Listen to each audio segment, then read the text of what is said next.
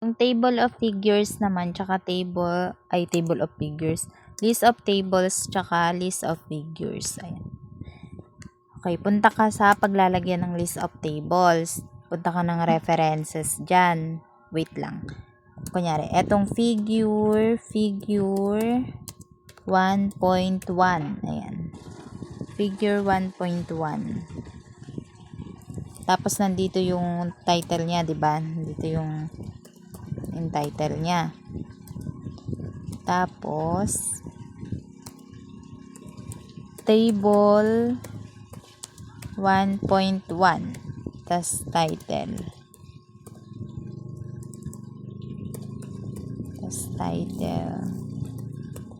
Ayan. Figure 1.1. Ayan. Control B. Save mo muna. Ayan. Tapos, pag ganyan, di ba, ayan na. Punta ka sa home. Tapos, itong figure 1.1, isa-select mong ganyan. Tapos, punta ka dito. Punta ka dito. Ayan. Tapos, create a style. Lagay mo yung name is my figure. Ayan. Okay. Tapos, i-right click mo yan. Ma-update my figure to match selection. Ganon din yung gawin mo isang beses sa table 1.1. Punta ka dito. Create a style. Tapos, ang ipangalan mo naman is my table. Okay. Tapos, asan yung, ayan, right click, update my table. Ayan. Control S, save mo muna. Etong title, wala kang gagawin dyan. Nilagyan ko lang yan. Pero wala kang gagalawin dyan sa title. Tapos, pagkayari niyan, punta ka sa references. Click mo tong insert table of figures. Tapos, ayan, dapat nakaset to ng figure. Pagka-set mo ng figure, i-uncheck mo yan. Tapos, i-okay mo na. Okay, ayan, lalabas yan.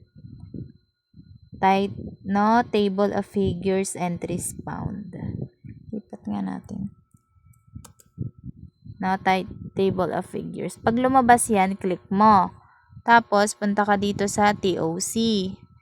Tapos, custom table of contents. Tapos, i-click mo dito yung none. Tapos, options. Tapos, hanapin mo dito yung my figure. Ito, my figure. Tapos, okay mo. Tapos, okay. O, diba, lumabas na. O, ganun din yung gagawin mo sa table of contents. Lang. Punta ka dito. Ayan. Insert table of figures ulit. Unlink. Tapos ito, dapat may table naman yung nakalagay dyan. Tapos okay. Tapos pag lumabas, punta ka ulit TOC. Custom table of contents. Tapos, dapat table. Ay, hindi. Dapat none. Kasi meron na eh. Tapos, option. Wait, none.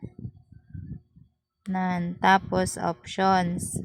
Tapos, hanapin mo dito yung my table. Nasaan na yun?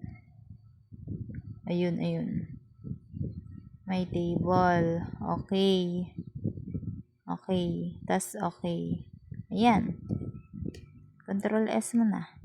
Tapos, kapag i-update mo to, kunyari, lalagyan mo na siya, table 1, space, map. Ayan. Map. Tapos, pag i-update mo siya, dito ka lang pupunta sa update table.